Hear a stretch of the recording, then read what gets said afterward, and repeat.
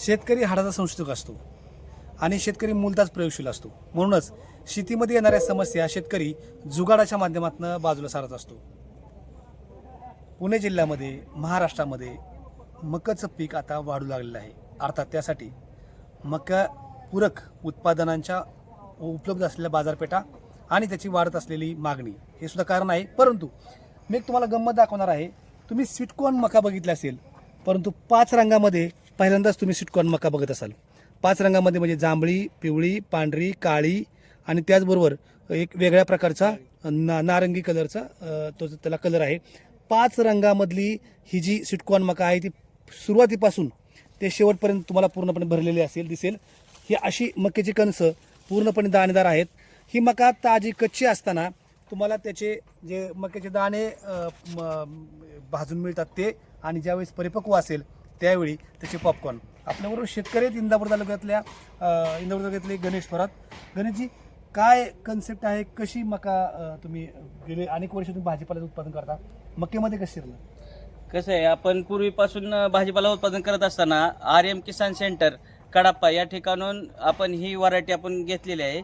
तर ही व्हरायटीमध्ये 5 कलर प्रामुख्याने बघायला मिळतात. तर याच्यामध्ये तुम्ही ही मका स्वीटकॉर्न कच्ची असताना तुम्ही मार्केटला इतर स्वीटकॉर्न प्रमाणे विकू शकता. त्या स्वीटकॉर्नपेक्षा बी जास्त ग्लुकोज ग्लुटेन याच्यामध्ये आहे. त्याचबरोबर याच्यात फायबर आहे. मॅग्नेशियम आयरन बरोबरच ही बॅड कोलेस्ट्रॉल कमी करून ब्लड शुगर लेवलसुद्धा कंट्रोल करायचं काम करते. तसेच ही मका पक्व झाल्यानंतर तुम्ही याच्यापासून पॉपकॉर्न करून सुद्धा मार्केटला मल्टी कलर पॉपकॉर्न, एक लोकांना वेगळं आकर्षण असतं की पॉपकॉर्न तर रेग्युलर येतं, पण multi colour popcorn, multi colour sweetcorn मका खाण्यास लोक आकर्षक होत असतात.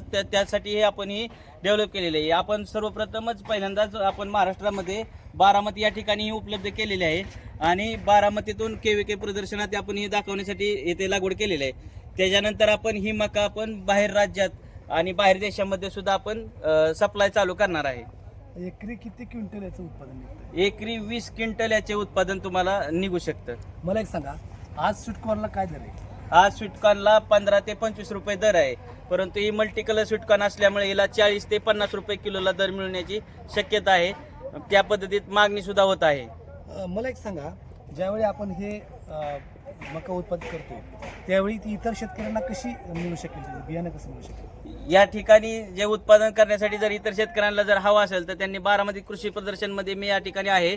तुम्ही या ठिकाणी मला तुमचं नाव नंबर तुम्ही इथून माझ्याकडून घेऊ शकता आणि तुम्हाला आम्ही इथून देऊ शकतो. तुम्हाला मला एक साधी गोष्ट सांगा, याचं जे उत्पादन आहे, आता चिनी पद्धत आपल्याकडे जास्त होती, म्हणजे बारामतीची सघन मका लागवड म्हणतोय आपण सध्या, तर तशा स्वरूपाची जास्त जर लागवड केली म्हणजे दोन जोडवड पद्धतीनं, तर याच्यात त्याचे रोप पण वाढतील, रोपांची बरोबर आहे. बियाणांची संख्या वाढली की एका रोपाला 1 लागतंय का 2 लागतंय? एकच लागतंय.